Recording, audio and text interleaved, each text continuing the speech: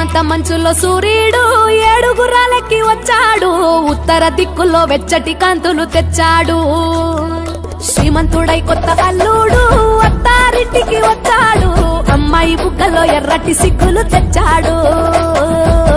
చీకటి వెళ్ళగొట్టి కల్లాపినే చల్లేస్తుంటే తలంటూ స్నానాలతో ఇల్లు వాకిలి తెల్లవారే, నింగిలో చుక్కలు దించి నేల మీదే పెట్టేస్తుంటే రంగు రంగులు అద్దిన ముగ్గుల్లో గొప్పెమ్మలు పట్టు పరికిడి కట్టుకున్నట్టు అమ్మాయి వలే కట్టు కట్టి ముచ్చటకున్నాయే.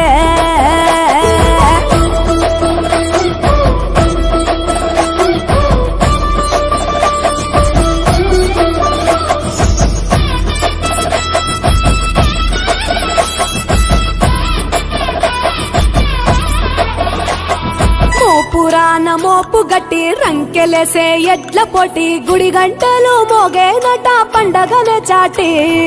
కంజు భలే ఈల కొట్టి పుంజు కాలికి కత్తి కట్టి తోడగొట్టే భీమవరం పందాలే కట్టి.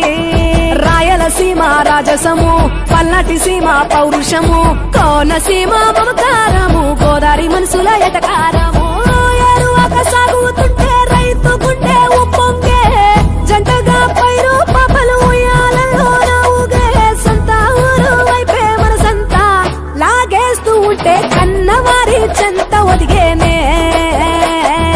సంబరాలలో ఆంధ్ర తెలంగాణ 3 రోజులు మునిగి తేలేనా, వేరు వేరుగున్న తెలుగు బిడ్డలేనా, అమ్మ కడుపు చల్లగుండాలన్నా.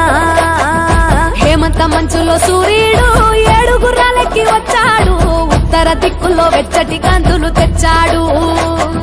శ్రీమంతుడై కొత్త అల్లుడు అత్తారింటికి వచ్చాడు, అమ్మాయి బుగ్గలో ఎర్రటి సిగ్గులు తెచ్చాడు.